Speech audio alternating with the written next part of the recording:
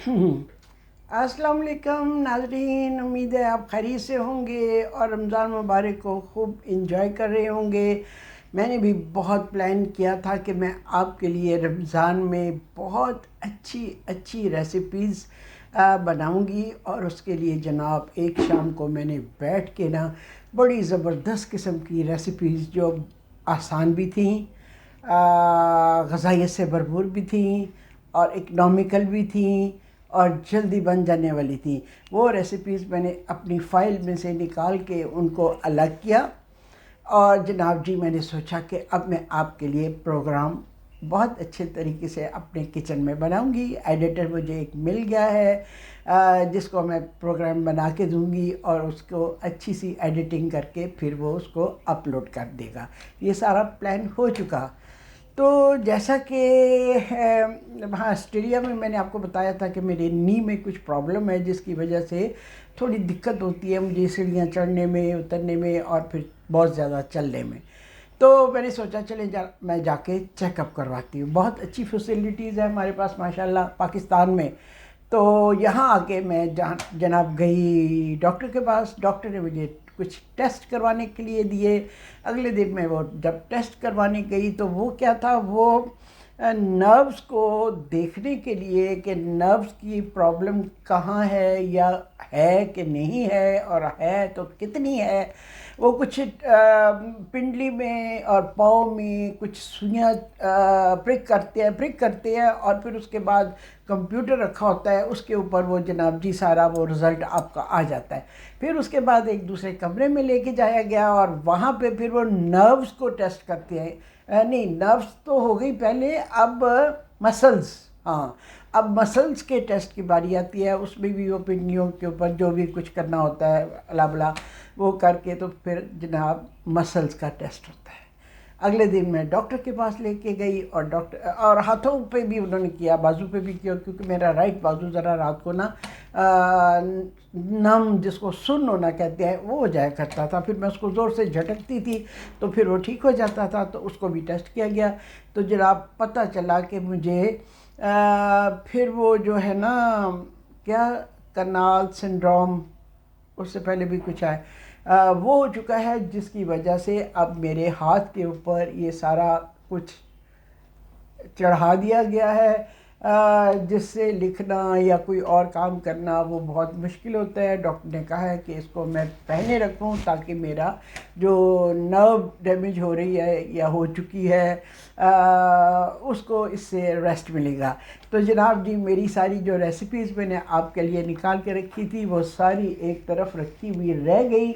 और जनाब जी अभी फ़िलहाल तो मैं किचन में जाने के काबिल नहीं। उसमें से कुछ चीज़ें, कुछ रेसिपीज़ ऐसी थी जो कि मैंने उसमें आटा या मैदा भी गूंदना था। खजूरी पराठा मैंने लास्ट ईयर बनाया था, वो बहुत ही मज़ेदार क्रिस्पी कतलम्मे की तरह बना था। इस साल मैंने उसको थोड़ा उसका तरीका चेंज करके बनाना है, बनाऊंगी, तो वो भी आप देखिएगा। तो अभी थोड़ा सा मुझे रेस्ट चाहिए अपने ये बाजू के लिए, हाथ के लिए, इसलिए थोड़ा सा आपको इंतज़ार करना पड़ेगा। और बाकी टांगों के लिए कुछ एक्सरसाइजेज बताई हैं जो मैं रिहैब में जा रही हूँ, और वो एक्सरसाइजेज वगैरह वहाँ पे हो जाती हैं, और कुछ टाइम वाम लगता है, कुछ इस तरह की चीज़ है जी। तो मैंने ज़िंदगी में एक्सपीरियंस किया है कि जो भी तकलीफ़ आपको ज़िंदगी में आती है, जो मसले या प्रॉब्लम्स ज़िंदगी में आते हैं, उनकी कोई ना कोई वजह होती है। और ये प्रॉब्लम जो है ना हमें मज़ीद आगे बढ़ने के लिए, अच्छा बेहतर सोचने के लिए बहुत बड़ी ताकत का काम देती हैं, क़ुव्वत का काम देती हैं।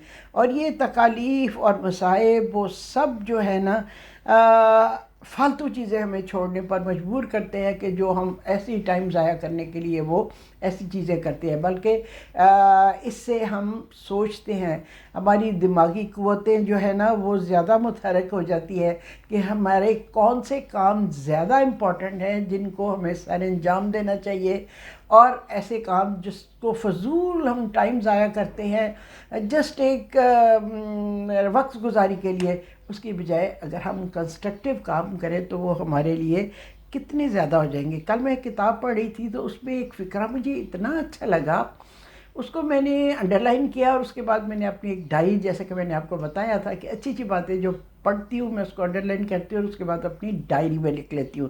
وہ کیا تھا؟ دماغ محدود ہوتا ہے جبکہ دل لامحدود ہوتا ہے۔ یہ فقرہ مجھے بڑا اچھا لگا۔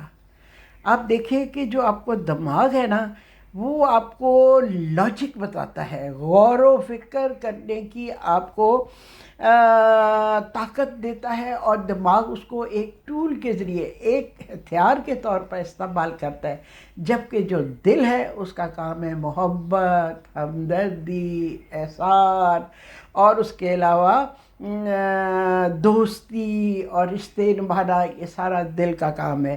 اور یہ جناب جی دل جو ہے نا، وہ سارے یہ احساسات کا منبع ہے، اور دماغ اور دل جب دونوں کی ہم آہنگی ہو آپس میں، ان کا اچھا کیا کہتے ہیں ربط بنے، ریلیشن شپ بنے، تو پھر تو کیا ہی کہنے، دل اور دماغ دونوں مل کے جو فیصلہ کرتے ہیں وہ بہت فیصلہ ہوتا ہے، اچھا فیصلہ ہوتا ہے۔ اگر انسان صرف دماغ کے ساتھ سوچے تو زندگی کی ردم، اس کی احساسات، اس کی لطافت، ان چیزوں سے محروم رہتا ہے۔ اگر خالی آپ دماغ سے سوچیں نا تو آپ ایسے لطیف جذبے اس کو محسوس نہیں کر پاتے۔ زندگی کا جو ایک ردم ہے، ایک خوبصورتی ہے، ایک لطافت ہے، زندگی ایک تحفہ ہے، زندگی ایک خوشبو ہے، آپ ان چیزوں کو محسوس نہیں کرتے، بلکہ آپ صرف جو ہے نا لاجک کی طرف جاتے ہیں۔ ٹھیک ہے؟ تو خالی دل کی ماننے سے بھی آپ نظم و ضبط سے محروم رہتے ہیں، کیونکہ دل آپ کو کہے گا وقت بے وقت، ادھر چلو بے وقت، یہ کھانے کو دل چاہتا ہے، اس کو ہم کھا لیں، چلو ادھر چلے جائیں۔ مطلب دل میں جو ہے نا وہ نظم و ضبط نہیں ہوتا، جبکہ دماغ آپ کو جو ہے نا ہمیشہ لاجک بتائے گا، عقل سے سمجھائے گا، غور و فکر کر کے سمجھائے گا، اور جب یہ دونوں چیزیں مل جائیں تو بس پھر تو وارے نیارے ہو گئے، اور پھر انسان کی زندگی جو ہے نا ایک خوبصورت کتاب کی مانند ہو جاتی ہے۔ اچھا، میں نے دیکھا ہے کہ بہت سارے لوگ تو ساری زندگی یہ جان ہی نہیں پاتے کہ ان کو زندگی کس طرح گزارنا چاہیے۔ بس ایک روٹین، جیسے ان کے ارد گرد لوگ زندگی گزار رہے ہیں، جیسا معاشرہ ان سے ایکسپیکٹ کرتا ہے کہ اس طرح کی زندگی ہونی چاہیے، جیسے باقی لوگ ہمارے ارد گرد کے لوگ کر رہے ہیں۔ میں نے یوزلی دیکھا ہے ہماری جو عورتیں ہیں ان کی زندگی کا نصب العین جو ہے نا، سٹارٹ کہہ لیں شادی ہے، اور اینڈ جو ہے بچے ہے۔ اس کے علاوہ اپنی کوئی زندگی نہیں۔ میں ایک سرٹن کلاس کو چھوڑ کے ایک ایوریج کلاس کی بات کر رہی ہوں، سرٹن کلاس کی تو بات ہی چھوڑیں تو وہ تو جیتے ہی اپنی من مانی کے لیے، اپنی خوشی کے لیے۔ باقی میں ایک عام ایوریج ہمارے یہاں کی جو عورت ہے نا اس کی بات کر رہی ہوں۔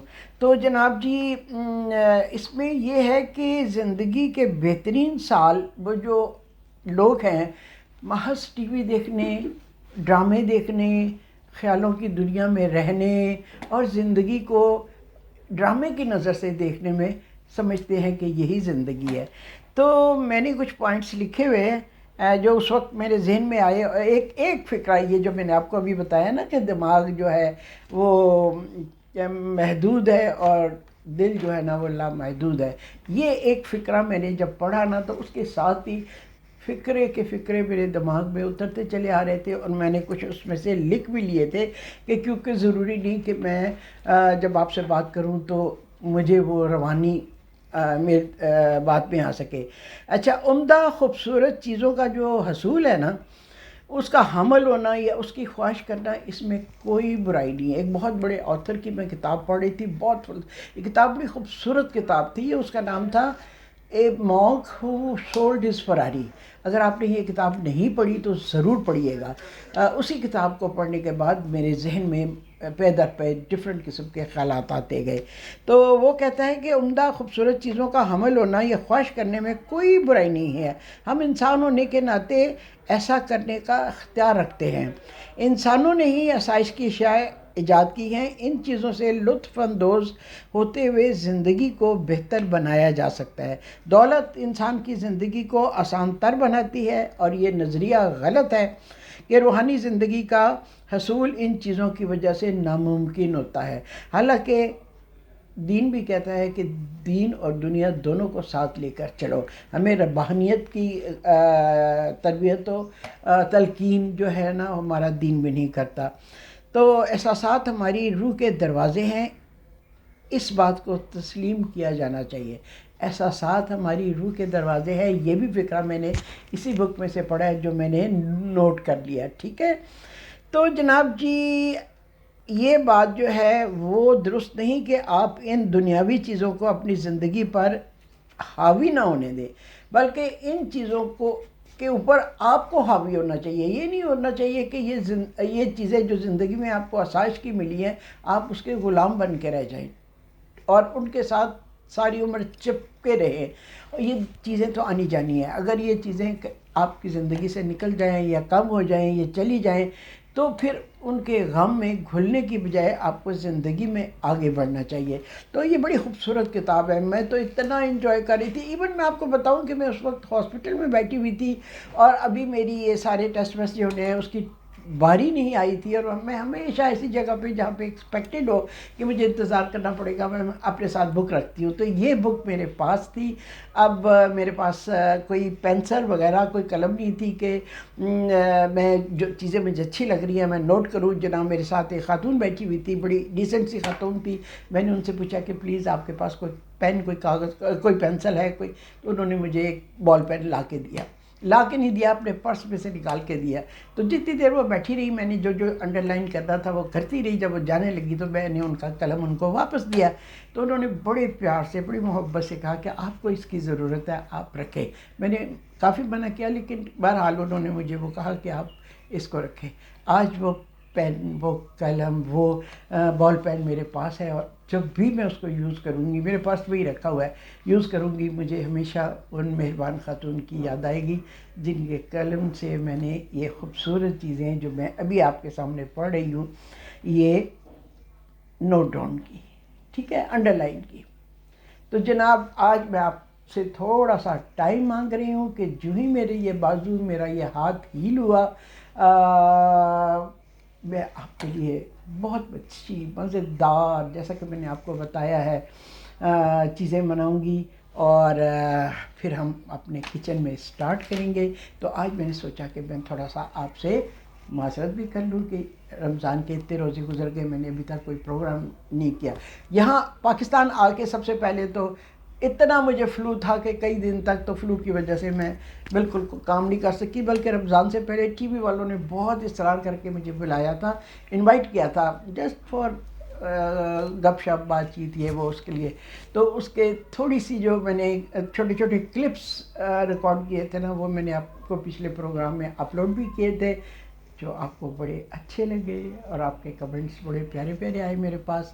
تو جناب جی یہ رمضان سے پہلے ایک دن پہلے شاید ریکارڈ ہوا تھا پروگرام یا 2 دن پہلے. ٹھیک ہے، اس سے پہلے پاکستان پہنچنے کے بعد جو تقریبات ہوئیں ان کی سب میں نے آپ کو ویڈیوز اپلوڈ کی. رمضان میں ذرا تھوڑا سکون ہے، عبادت پہ سب لوگ مشغول ہیں، اور اس لیے میں نے سوچا کہ کوکنگ کو آپ کے لیے دوبارہ شروع کرتی ہوں. لیکن اب یہ دیکھیں یہ جو ہے یہ ایک تھوڑا مسئلہ آ گیا ہے.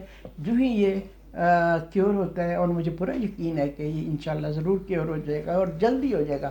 تقریباً 2 سال پہلے بھی مجھے یہ ہوا تھا اور اس کے بعد ٹھیک ہو گیا، کیونکہ اس زمانے میں میں بہت لکھا کرتی تھی.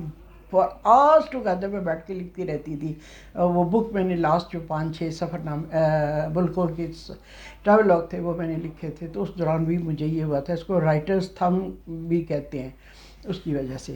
تو جناب جی آج کے اس ویلاگ میں خاص طور پہ میں نے سوچا کہ میں آپ کو بتا دوں کہ تھوڑی تاخیر ہو جائے گی میرے کوکنگ شوز میں. کوئی بات نہیں، دیر آئے درست بات. دعا کیجیے گا کہ بہت جلدی میرا یہ بازو ٹھیک ہو جائے۔ تو اس کے ساتھ ہی اب میں آپ سے چاہتی ہوں اجازت، بال میرے ہو گئے ہیں لمبے جو مجھے بالکل اچھے نہیں لگ رہے، اور مجھے ٹائم نہیں مل رہا میں کٹنگ کے لیے جاؤں۔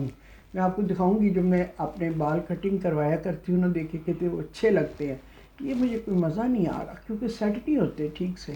اینی ہاؤ کوئی بات نہیں، چند دن آپ جیسے دیکھیں، پھر اس کے بعد جو ہی مجھے ٹائم ملا نا تو اس سے پہلے میں ہو سکتا ہے کٹنگ کروا دوں، پھر آپ میرے بالوں کا وہ اسٹائل دیکھیے گا جو سب کو بہت پسند ہے۔ میری دوستیں کہہ رہی ہے نہیں یہ لمبے بال اچھے نہیں لگ رہے آپ کو چاہیے کہ وہی جو آپ کا اپنا اسٹائل ہے اس کو قائم رکھیں۔ ٹھیک، گپ شپ ہو گئی، اوکے ٹیک کیئر۔ میرے پروگرام نہیں، یوٹیوب کو سبسکرائب کریں، اور جناب جی اچھے اچھے پیارے پیارے کمنٹس حسب معمول جیسے کہ آپ کرتے ہیں کرتے رہا کریں، مجھے بہت اچھا لگتا ہے، بہت مزہ آتا ہے۔